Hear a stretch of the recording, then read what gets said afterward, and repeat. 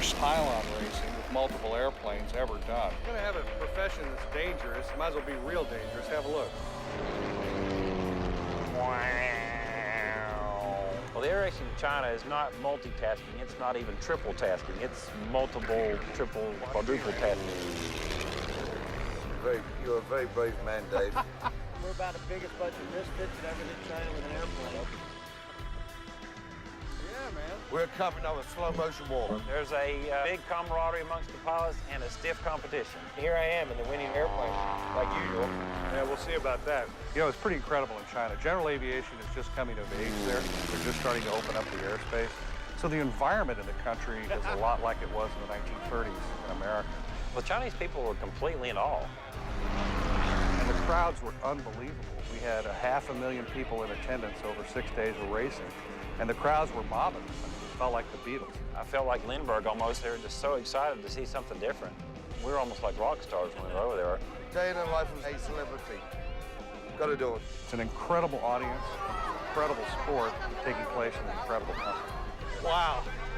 I have never seen anything like this ever. It's an exciting time to be there. It's the Wild West of aviation, and we're the pioneers. It's awesome. I think we can have 10 races in 10 cities. We can have a circuit just as big as NASCAR, no problem. At this point, it was the first series of races were televised. The audience was 865 million. To put that in perspective, 4 times larger than the Super Bowl, and the second largest televised aviation event in history, second only to the Apollo moon landing. Well, the biggest difference with this type of air racing, I don't know of anywhere else that there has been pylon racing with multiple airplanes. Reno would be straight left turns. These were left and right turns around different pylons. That's never been done with multiple airplanes. Chinese-style racing tends to be more dangerous because we're running a freestyle course. Each race is individually choreographed, so each individual one is a different race.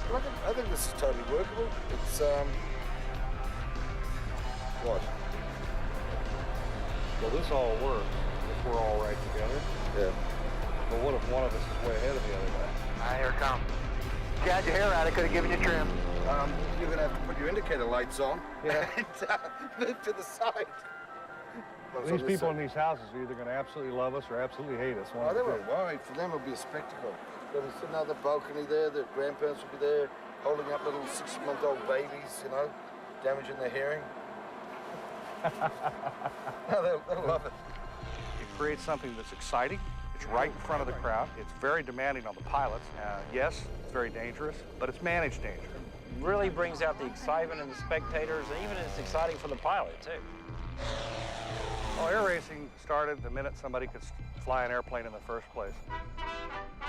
In the 1930s, air racing was huge. It was as big as NASCAR is today. You had the Bendix Trophy, the Thompson Trophy. And as far as spectators go, that was their Super Bowl. It was a huge, huge sport. And it was a golden era of aviation. I'm right behind you, go ahead. Well, really, air racing is a combination of aerobatic flying, formation flying, and combat techniques. You're tracking another target, which is 1 or 2 other airplanes. You're maneuvering between obstacles, which are the pylons, and you're trying to execute all of that to gain a situational advantage or a tactical advantage. So, in essence, we call it threading the needle. Basically, fly low, fly fast, don't run into each other, and have some fun and be safe. Well, in the slalom racing that we're doing, we fly through a slalom course, and then we reverse back. We execute a wing over, or sometimes called a combat reversal. The thing is, the guy with the best cornering ability is going to be able to take the advantage in that turn. So the objective is to pull up, max G, best cornering speed, and get back inside of the other racer and back onto the course. Adrenaline is huge.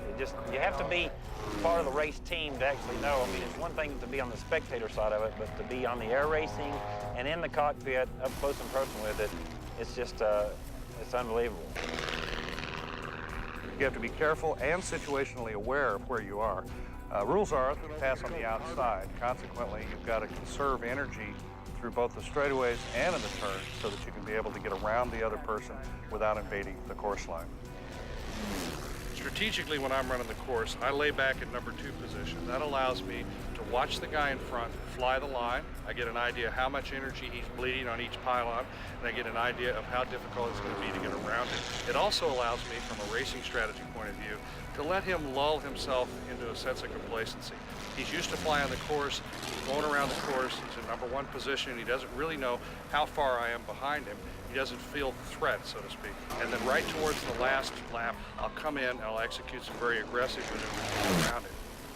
On one of the races in Chongqing, I was against another Lancer that was identical airplane, but he had a little bit stronger speed, probably about 15 knots additional speed on me. If you see on the tape, what I did was I flew really low into ground effect. The way that works is the ground effect of the airplane is actually a cushion of air that occurs one wingspan of the airplane above the ground. There's up to 10% more lift created when you're riding on that cushion of air.